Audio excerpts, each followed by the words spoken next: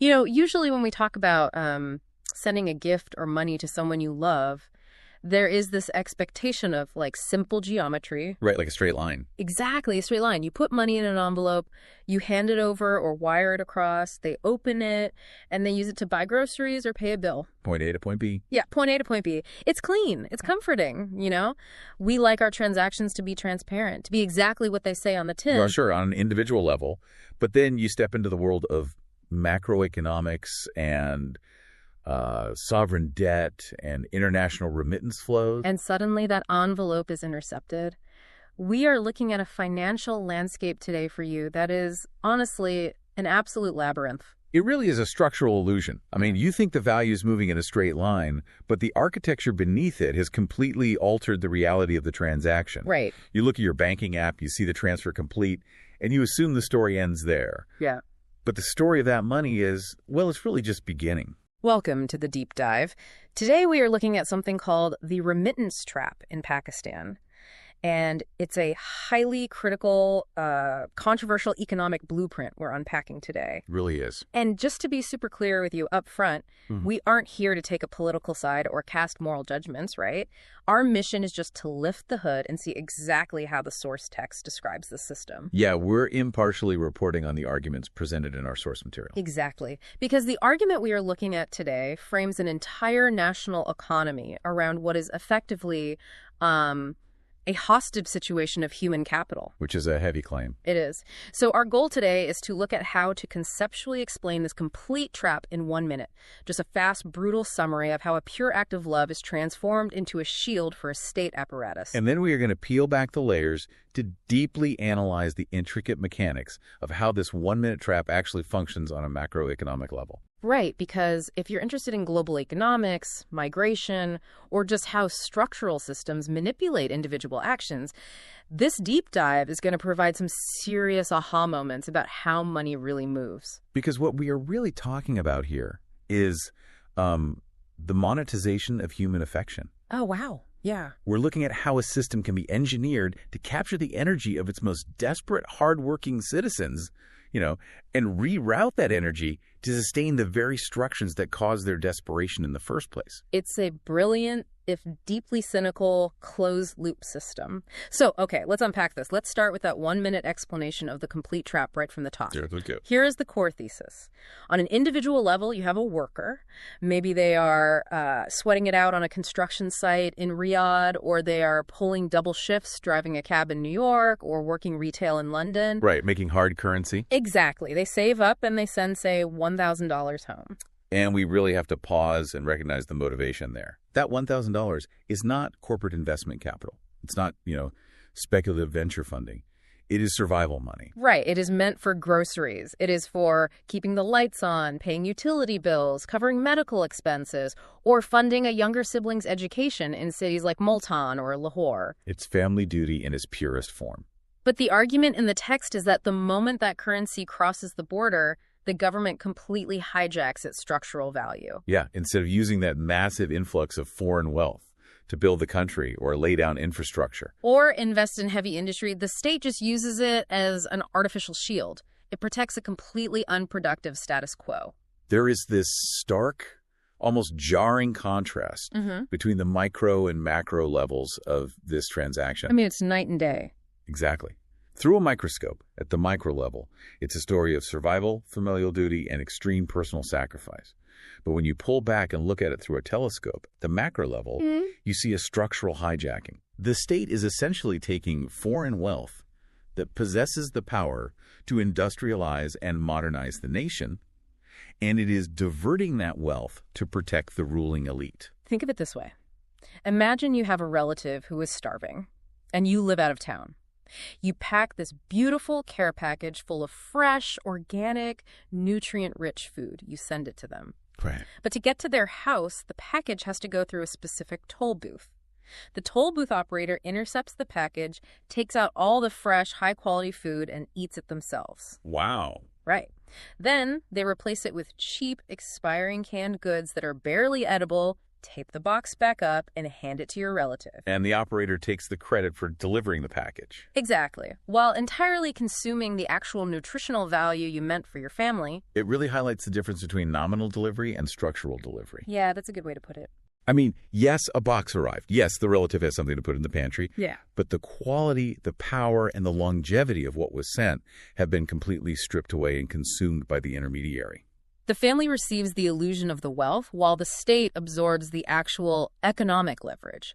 So how exactly does the toll booth operator swap the goods? Mechanically speaking. Right. How does this happen without everyone just, rioting? Let's trace the physical dollars, because this is the mechanical trick most people simply do not realize is happening in the background of their banking apps. Right, they don't see it. When that overseas worker hits send on that $1,000 and it travels through legal banking channels, like a Roshan digital account, which, by the way, was set up specifically to funnel this exact type of expatriate wealth, you have to follow the actual greenbacks. You do. Because the family back home in Lahore, they never see a single physical U.S. dollar bill. Never. They never hold that hard currency. What happens is that the State Bank of Pakistan, the central bank, they intercept the transaction. Okay, so the central bank steps in. Right. They immediately confiscate those hard dollars and drop them directly into the national foreign exchange reserves. And in return for taking that hard currency, they credit the family's local bank account with printed Pakistani rupees. Wait, I want to play devil's advocate for a second here for you listening. If the family is getting the exact daily exchange rate in rupees, isn't the government actually doing them a favor? How do you mean? Well, they are handling the conversion instantly, right? The family checks their bank app, the number has gone up, and they can go straight to the market and buy their flour and pay their electricity bill. Sure, on the surface. So if the family is getting the equivalent mathematical value in their local currency, why is that structurally a trap? Where is the malice there? To understand why it's a trap, you have to look at the difference in the underlying physics of those two currencies. The physics. Yeah. You're assuming the Pakistani rupee and the U.S. dollar are just two different colored chips representing the exact same value. They aren't. Oh, I see. The family receives paper currency, the rupee, in an environment experiencing devastating inflation. Let's look at the mechanics of that. Okay. If hyperinflation is surging, the purchasing power of that rupee is evaporating by the day. What costs 100 rupees today might cost 150 rupees next month. Oh, man. The money in their account is essentially a melting block of ice. So they get the money, but it's fundamentally fragile. It cannot hold its shape over time. Precisely. The government, meanwhile, secures the real wealth. They get the U.S. dollars. The hard currency. Right. The U.S. dollar is a hard, globally recognized foreign currency. It holds its value on the international stage. It can be used to buy tangible assets anywhere in the world. Right, which the rupee cannot do. Exactly. So in that split second when the transaction crosses the border, the government wins the asset class war instantly. They trade a depreciating, locally printed liability for an appreciating, globally powerful asset. And the Roshan digital account is like the perfect mousetrap for this. It really is. It looks like a sleek, modern fintech solution. It's marketed to the diaspora as this patriotic, frictionless way to support the homeland. But under the hood, it is an incredibly efficient vacuum cleaner. Yeah, ensuring those hard dollars never leak into the local physical economy. Right. Where citizens might hoard them under their mattresses as a hedge against inflation, the central bank just gets it all. It forces the dependency. I mean, the state mandates that the local population must transact in a currency that the state itself is constantly devaluing through money printing and poor monetary policy. It's crazy when you think about it. By capturing the hard currency at the border, the state monopolizes the only financial instrument that actually holds long-term purchasing power. Which begs the question, right? If the state bank has effectively cornered the market on these incoming U.S. dollars, and they have a mountain of hard currency sitting in a vault, where is that cash actually flowing? Good question. Because money just sitting in a vault doesn't explain the depth of the economic crisis outlined in the text. Well, it flows outward almost immediately. Outward. Yeah, to understand this, you have to look at what Pakistan actually produces versus what it consumes. The underlying reality of the economy there is a staggering lack of industrial and manufacturing capability. Right. According to the text, they do not produce major high-end goods, medicine bases, heavy machinery, or petroleum products at scale. None of it. The historical context here is pretty grim. You look at the decay of their textile industries, the lack of investment in tech infrastructure, the failure to transition into heavy manufacturing like their regional neighbors did. Yeah, and if you don't make these things, you have to import them. And you cannot buy high-end machinery from Germany or petroleum from the Middle East or even basic pharmaceutical ingredients from China using printed Pakistani rupees. No, the international markets don't want them. They demand U.S. dollars. And where does a non-exporting government get those dollars? From the remittances. Exactly. The government collects billions in these free remittance dollars every single month, confiscated at the border in exchange for those printed rupees. So suddenly, they have the hard cash required to go to the global market. Right. But they aren't just buying the bare necessities of the population. A massive portion of this foreign exchange goes to funding luxury imports, expensive oil, and elite comforts. Wait, really? Yes, the hard work of the laborer in Riyadh is directly subsidizing the ability of the ruling class to import luxury vehicles, high-end electronics, and sustain heavily subsidized networks of power.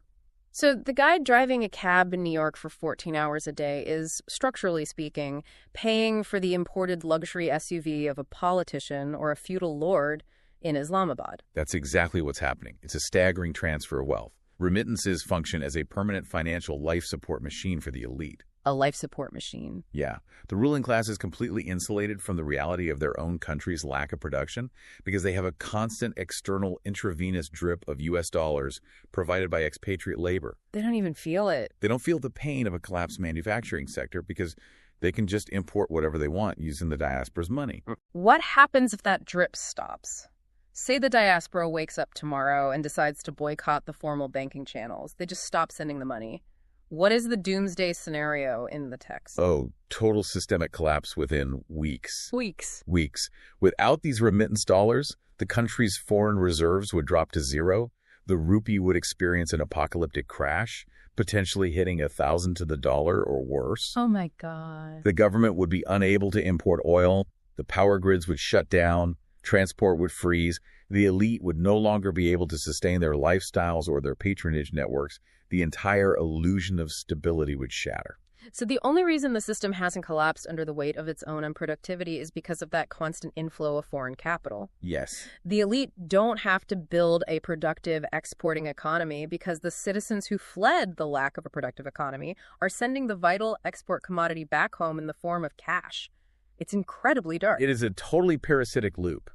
But imports are really only half the problem here. Wait, there's more. Oh, yeah. It's not just physical goods like cars and oil that require these hard dollars. It's the country's massive compounding sovereign debt. Right. And here is a statistic from the text that absolutely floored me. Right now, interest payments and debt servicing consume over 74% of the government's net federal revenues. It's unbelievable. 74% of what the government takes in goes just to servicing debt. To put that into perspective, imagine you bring home a paycheck, and before you can buy groceries, pay your rent, put gas in your car, or go to the doctor, 74% of your paycheck is instantly gone, just paying the minimum interest on your credit cards. I mean, you can't survive on that. You can't. You have to run your entire life, your housing, your food, your health, your children's education, on the remaining 26%. It is mathematically impossible to thrive. You are practically bankrupt. The country is practically bankrupt, surviving entirely on cycles of borrowing money from the IMF, the International Monetary Fund, just to pay off older loans from other creditors. It's a sovereign Ponzi scheme. It really is. But if you are a bankrupt country, spending 3/4 of your revenue on old debt, how on earth do you convince anyone to loan you more money? Like, you walk into a closed-door meeting with the IMF, what leverage do you possibly have? Well, you need collateral. When international lenders look at the national balance sheet, they see a horror show. Right. Failing state-owned enterprises, massive energy circular debt, negligible tax collection from the wealthy. Exactly. The only thing keeping these international lenders from declaring the country completely defaulted is the massive, predictable inflow of overseas remittances. And we are talking about figures frequently crossing $30 to $35 billion annually, right? Like 30 single year, 30 to 35 billion. Here's where it gets really interesting. So the government negotiators sit across from the IMF, and they use this as levers. They say, look, our youth are working hard abroad. We have guaranteed dollar inflows coming next year. Give us another loan. That's the pitch. They are literally using the predictable inflow of remittances as collateral to secure more debt. It is the ultimate commodification of labor. The government is essentially pledging the future sweat and sacrifice of its overseas citizens to underwrite its current borrowing. Wow. They were saying to the IMF, don't look at our failing factories. Yeah. Don't look at our lack of exports. Look at our diaspora. They will not let their families starve. The cultural bonds are too strong. Right. Therefore, the dollars will keep coming. You can trust the dollars. You know what this is like. It is exactly like a parent who has completely ruined their own credit, sitting down at a predatory payday loan office. Oh, that's a good analogy. The loan officer says, you have no income, you can't pay this back. And the parent points out the window to their teenager who is working a grueling minimum wage job at a fast food joint and says, look, my kid works hard. They love me. They are going to keep getting paychecks. Right. I guarantee you I'll intercept a cut of their unearned future paychecks to pay you back. Now give me the loan. It is using your own child's future labor as the guarantee for your present debt. And the tragic irony of your analogy is that the teenager, the overseas worker, only took that grueling job because the parent failed to provide for the household in the first place. Exactly. The failure of the state forces the citizen to leave, and the state then monetizes that departure to fund its ongoing failure. Let's follow the money down to the ground level again. Because this extraction doesn't stop at the border. The worker sends $1,000. The government takes the hard dollars at the border to buy luxury imports and service massive debt. Right. Mechanism 1 and 2. The family gets the equivalent in depreciating Pakistani rupees. But the government is not done extracting value from this family. No, they aren't. The state has already extracted the global value of the money. Now they are going to extract the domestic value of the depreciating rupees they just handed over. This is the double extraction, the infinite tax loop. How does that work? You have to look at how the local tax system is structured. Pakistan's tax structure relies heavily on indirect sales taxes. Okay, so instead of taxing income fairly across the board, which would require auditing the wealthy, taxing massive agricultural land holdings, and actually enforcing a progressive tax code, the state takes the easy route. A little easy route, yeah. They slap massive, inescapable taxes on the things everyone, rich or poor, has to buy to stay alive. Exactly. When the family receives that converted PKR, they don't just put it under a mattress. They need to survive. They immediately spend it on daily necessities. Petrol, electricity, flour, ghee. And when they buy flour to bake bread or pay their inflated electricity bill, a massive chunk of those rupees they just received goes straight back into the government treasury through these indirect consumption taxes. So the worker sends money to feed their family, but effectively they are just directly funding the government treasury through the markup on daily commodities. Pretty much. They are taxed twice, first on the structural value of the hard currency at the border, second on the consumption of the local currency. And what do they get in return? No health care, no security, no reliable infrastructure. It is extraction without representation or benefit. The social contract is entirely broken there. Completely. The state functions not as a provider of services, but merely as a toll collector on basic human survival. Let's construct a hypothetical here. What if the family is incredibly frugal? What if the worker in Riyadh works overtime and they manage to send enough that there is a little bit left over after the flour and the exorbitant electricity bills? Okay, a surplus scenario. Yeah, they have a remittance surplus. What do they do with it? They can't just leave it in the bank because, as we established, it's melting ice due to inflation. Are they forced into the black market? Do they try to start a business? Well, starting a business would be the logical, productive choice in a healthy economy, right? Right. You take your surplus capital, you start a small manufacturing shop, you expand a farm, you hire locals, you create value. But the local formal economy is broken. The text mentions bad policies, right? Yeah, the regulatory environment is hostile, energy costs are prohibitive, and agriculture is heavily penalized by bad feudal-leaning policies. Small businesses are just crushed under bureaucratic red tape while massive conglomerates get tax breaks. So they are pushed into a corner. They need a safe haven for this depreciating paper money, and they turn to real estate. Exactly. This is the second tax, the second mechanism of the domestic trap. Families often invest remittance surpluses into buying files in commercial housing societies. What exactly is a file in this context? I saw that in the source text. A file usually represents a plot of land in a planned development that might not even fully exist yet. Oh, wow. Yeah, it is essentially a piece of paper, a speculative asset promising future land. And you have to look at who runs these sprawling, ubiquitous housing developments. Let me guess, the elite. It is often a nexus of the government, military-backed entities, and elite private developers. They capitalize heavily on the diaspora's desperation for a safe haven. They see all this remittance cash floating around, desperate for a place to park, and they create a vacuum to suck it up. They extract value via high property registration fees, massive advance taxes on property transfers, and astronomical speculative gains. Just skimming off the top. More than the top. They buy agricultural land for pennies, zone it for commercial housing, and sell the files to overseas Pakistanis for a premium. If we connect this to the bigger picture, this creates what is known as a dead capital loop. That's right. Look at the physical landscape. Productive land, land that could be used for agriculture to feed the nation, land that could be used for building factories to create actual economic output, is being paved over or partitioned off into these speculative commercial housing societies. It's tragic. The families are pouring their hard-earned remittance surplus into dirt, just trying to protect the remaining value of their money from inflation. But that money sitting in dirt isn't building a business. It isn't employing people. It isn't generating new wealth. It is dead. Dead capital. The ruling elite extract their fees during the transfer of this dead capital, further hollowing out the country's actual economic potential. Yeah.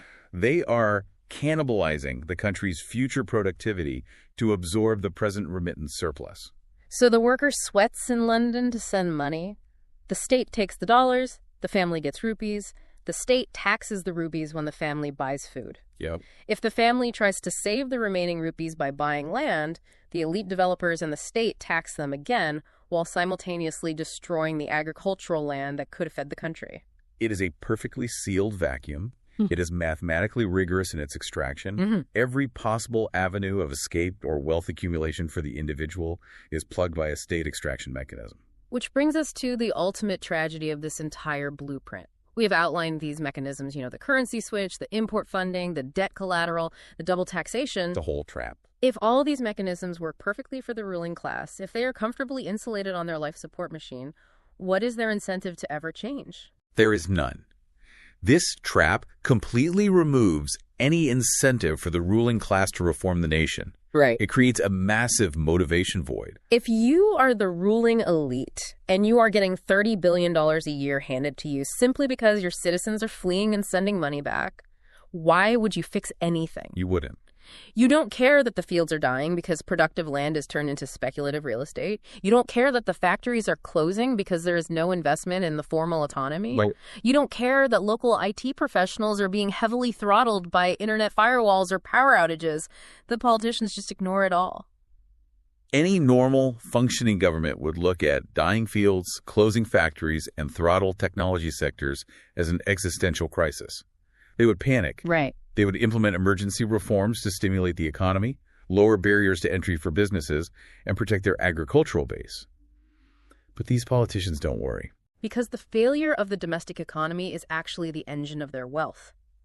The politicians know that out of sheer desperation, the youth will pack their bags, leave the country, and send back the very dollars needed to keep the corrupt system running. The desperation is the product. Wow. Think about it. If the state built a functioning economy with thriving factories, a booming IT sector, and robust agriculture, the youth wouldn't leave. They would stay and build their lives at home. Makes sense. But if the youth don't leave, the remittances stop. If the remittances stop, the state loses its hard dollars, the elite lose their luxury imports, and the IMF stops lending. Therefore, logically, structurally, the state cannot fix the domestic economy without destroying its own parasitic revenue stream. So what does this all mean? It's a perverse incentive structure. The state is actively incentivized to make the country unlivable. The country's greatest asset, its bright, motivated, hardworking young people, has been transformed. They are no longer treated as citizens to be nurtured, educated, and utilized to build the nation. They have been turned into an export commodity, a human export commodity, explicitly designed to keep the status quo alive. They're refined through a terrible educational system, processed through an economy with no jobs, and shipped out through the sheer force of economic hostility, solely to generate the foreign exchange required to maintain the very hostility that drove them away. It is a self-sustaining cycle of displacement. You see this in the massive queues outside passport offices and foreign embassies. It's a brain drain of epic proportions, but according to this analysis, it's not an accident. No, it is the intended output of the macroeconomic machine. The doctors, the engineers, the laborers, they are all fleeing, and the state is standing at the door, holding the Roshan digital account open, ready to catch the dollars they send back. Let's bring this all together for you listening. We started by looking at a beautiful, simple, one-minute act of family love, an overseas worker sending a paycheck home to feed their family. Right. But we have seen how that single act is systematically dismantled. It is hijacked at the border through a currency swap that strips its global power. The magic trick. The hard currency is used to fund elite imports and act as collateral for crushing national debt. And what little domestic value remains is subjected to a double extraction of indirect consumption taxes and speculative real estate traps. Ultimately, this perfectly engineered system destroys the domestic economy and forces the next generation to pack their bags and leave, starting the tragic loop all over again. It is a masterclass in how structural macroeconomics can manipulate human affection. It forces you to look beyond the nominal numbers in your bank accounts and question the architecture of the systems processing our money. Money is never just math. It is power. And the structures that route that power dictate the reality of millions of lives. Absolutely. And this raises an important, deeply uncomfortable question that builds on the text. What's that? If we accept the mechanics we've discussed today, if a nation's most lucrative and reliable export is the desperate flight of its own youth, at what point does a country stop functioning as a sovereign state for its citizens and start operating merely as an extraction company, harvesting human capital? That is a heavy thought to mull over. You know, we started this deep dive talking about that envelope, the simple geometry of sending a gift from point A to point B. What we've seen today is that in the world of international remittances and structural economic traps, point B isn't always the family waiting at home. Sometimes it's the state. Sometimes point B is a bottomless state treasury, and the envelope never really arrives at all. Keep questioning the structures around you. We will see you next time.